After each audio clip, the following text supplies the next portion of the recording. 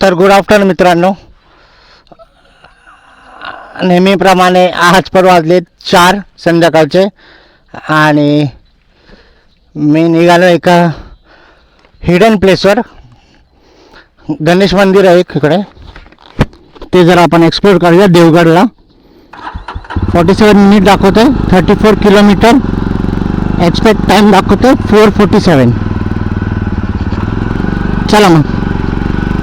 पावसाचं थोडंसं वातावरण, ढगाळ वातावरण झालेलं आहे आणि माझा जो मोबाईल होल्डर आहे ना, तो जरासा पाठ खालून तुटला आहे, त्याच्यामुळे माझा मोबाईल वाकडा होतो आहे.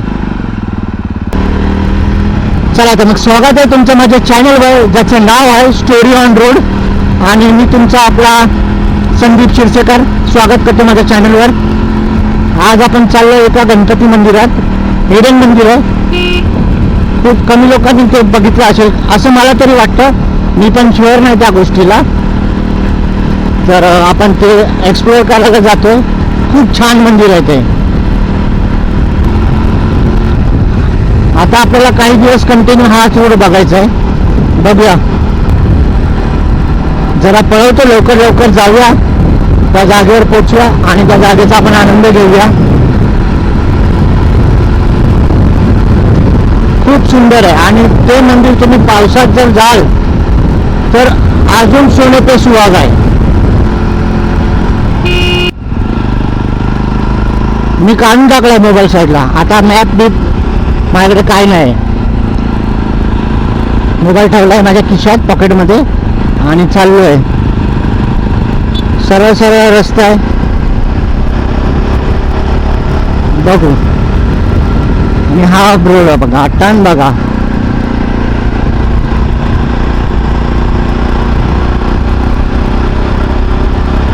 कुणकेश्वरला जेव्हा आपण गेलो होतो तो पण हाच रस्ता होता. आणि मला थोडंसं ॲडजस्ट करून घ्या तुम्ही, कारण की तसं तर मी खूप कमी बोलणार आहे, पण आधी चूज केलं आहे माझं मोठं व्लॉग करायचा. पण हळूहळू ते पण मी शिकेन, तुमचा सपोर्ट असला की. म्हणून माझ्या व्हिडिओला प्लीज लाईक करा, सबस्क्राईब करा माझ्या चॅनलला. मला खूप मोटिवेशन भेटेल तुमच्या एका सबस्क्राईब आणि लाईकमुळे.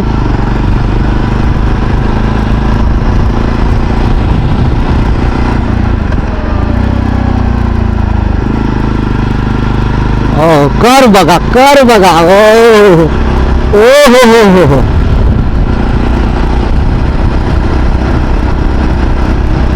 आता तुम्ही बोलत असाल की तू एवढं फिरतोयस पण तू गिअरअप नाही होत आहेस. पण मी जास्ती लांब नाही जात आहे. 40-50 किलोमीटरच्या डिस्टन्सवरच आहे मी, जे पण मी ट्रॅव्हल करतोय. आता पण 45 मिनिट दाखवतात, म्हणजे 20-25 किलोमीटरचा डिस्टन्स असेल हा.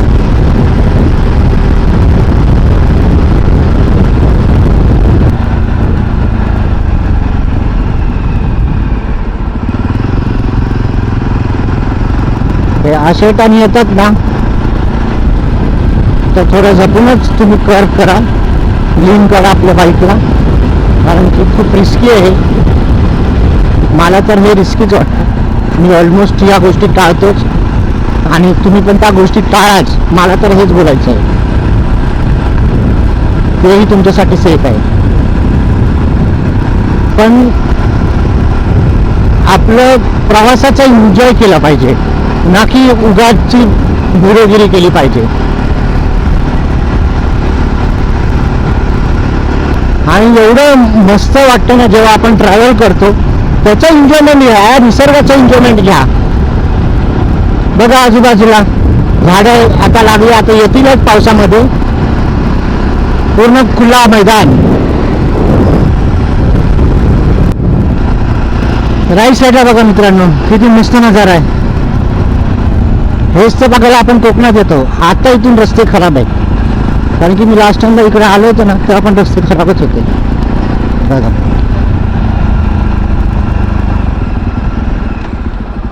हो हो हो.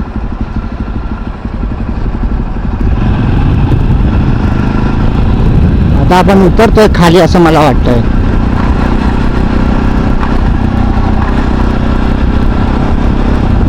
हे या खड्ड्यांमुळेच माझं मोबाईल होल्डर थोडासा तुटला आहे. खड्डे चांगला रस्ता बोलता खड्डे यायला चालू झालेले आहेत. पण हा रस्ता खराबच आहे. मी अजून एकदा ह्या प्लेसवर व्हिजिट केली होती 2 वर्षा अगोदर. तेव्हा मी असे काही ब्लॉग बनवायचो नाही. चला हा रोड तरी चांगला आहे, बरं झालं. त्याच्यामुळे मी लवकर पळतो, कारण की आपल्याला त्या जागेवर पोचायचं आहे आणि त्या जागेचा आनंद घ्यायचा आहे. बघा नारळाची झाडे बघा समोर, किती छान वाटतंय. दोन्ही साईडला शेती लागली आहे. आता ही कसली शेती आहे मला पण नाही माहिती. पावसाची आहे तर कदाचित तांदूळ असू शकतो, पण मला पण काय माहिती नाही, मी शुअर नाही आहे.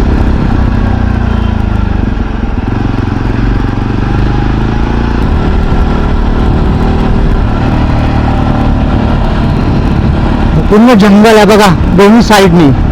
इथे असं पहाड टाईप जंगल आहे, पूर्ण वरती असं गेलेलं, आणि इकडे असं पूर्ण खरी दरी आहे. सही आहे. आणि आपल्या लेफ्ट साईडला स्मशानभूमी पण आहे, ते बघा.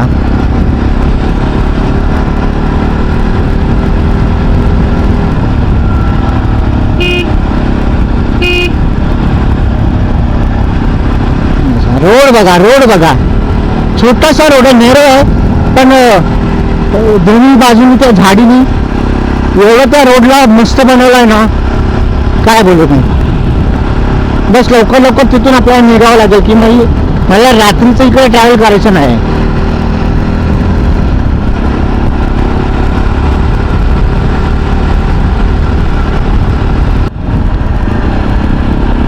मी विचार केला की ब्लॉग चालूच ठेवूया, आपला व्हिडिओ चालूच ठेवूया, कारण की येताना आपल्याला काळोख भेटणार आहे. त्याच्यामुळे कदाचित येताना आपल्याला व्हिडिओ बनवता येणार नाही. तर आताच का नाही आपण ह्या रोडची मजा घेऊया. आणि बघा आंब्याची कलमं कशी लागली आहेत बघा, सगळी आंब्याची कलमं होती ती. हॅलो का नाही, अशी गाव आता पावसानंतर इकडे एवढी मजा येणार आहे ना. एक दिवस पावसात तुम्ही येऊन बघा. बघा ही कदाचित सगळी आंब्याची कलम आहेत. बघा सरळ रोड.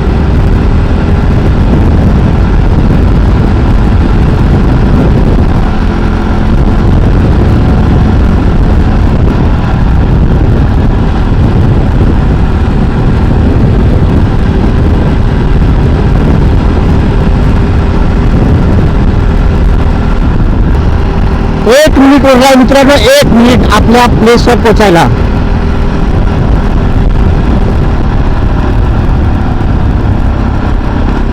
आलो, हे बघा आलो. गर्दी बघा.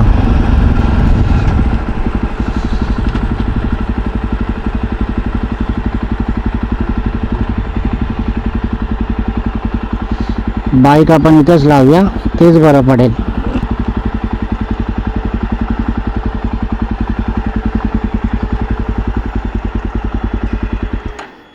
चला मंदिराजवळ पोहोचले आपण.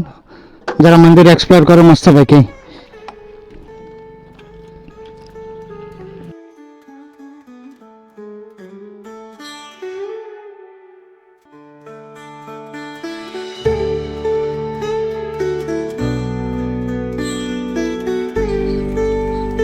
कोकण म्हणजे केवळ समुद्रकिनाऱ्याची भूमी नाही, इथे प्रत्येक वळणावर एक आध्यात्मिक अनुभव लपलेला आहे. असाच एक अनोखा अनुभव देणारं ठिकाण म्हणजे पोखरगावचं हे सिद्धिविनायक मंदिर. सिंधुदुर्ग जिल्ह्यातील देवगड तालुक्यात दाभोळे गावाजवळ वसलेलं हे मंदिर जंगलाच्या कुशीत एका छोट्याशा ओढ्याच्या शेजारी शांतपणे उभे आहे. इथे आल्यावर मनाला अपार शांती लाभते, जणू काही गणरायाने स्वतः इथे वास केला आहे. मंदिरात विराजमान आहेत काळ्या पाषाणातील चतुर्भुज गणेश मूर्ती, ज्या केवळ एक मूर्ती नाही तर अनेक भक्ताचे श्रद्धास्थान आहे.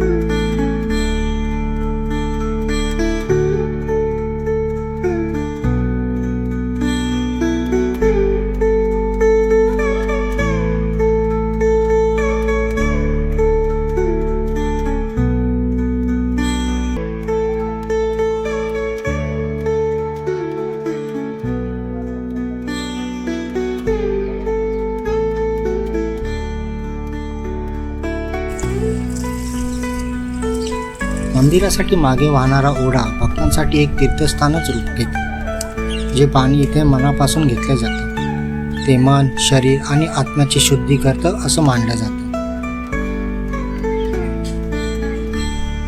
स्थानिक लोकांच्या मते या मंदिराच्या ठिकाणी पांडवांनी खोदलेली एक प्राचीन विहीर सापडली होती आणि म्हणूनच इथल्या भूमीला एक अद्भुत आध्यात्मिक ऊर्जा लाभलेली आहे. दरवर्षी गणेश उत्सवात कोकणभरातून हजारो भाविके इथे गर्दी करतात. इथलं शांत वातावरण, भक्तिमय सूर आणि निसर्गाचा सहवास या सर्वांचं एकत्रित रूप म्हणजे पोखरगावचं सिद्धिविनायक मंदिर.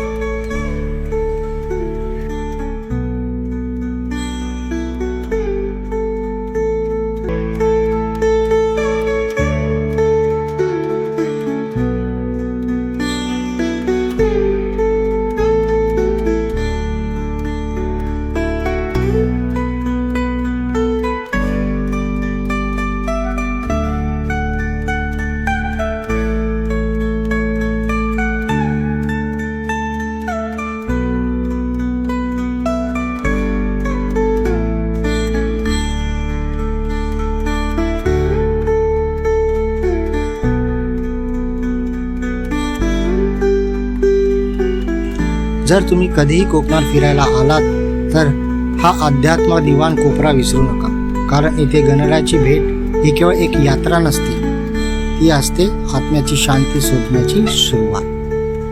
जय श्री सिद्धिविनायक.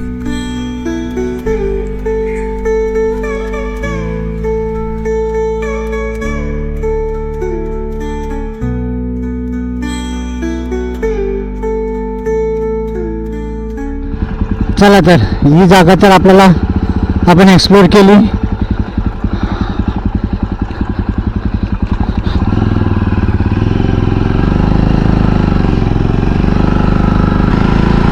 आता वाजले आहेत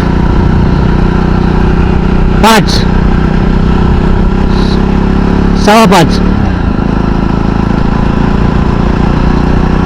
6 वाजेपर्यंत आपण घरी पोहोचू, म्हणजे आपल्या मालवण थाडीमध्ये. चांगलं झालं दर्शन. निघलं आता इथून. एकच घर पूर्ण एवढ्या ह्याच्यात बघा, तर घर नाही वाटतं मला. चला मी जरा पळतो, तुम्ही टाइम लॅप्स एन्जॉय करा फास्ट फॉरवर्ड मध्ये, आणि मी पण माझ्या रोडचा एन्जॉयमेंट घेतो.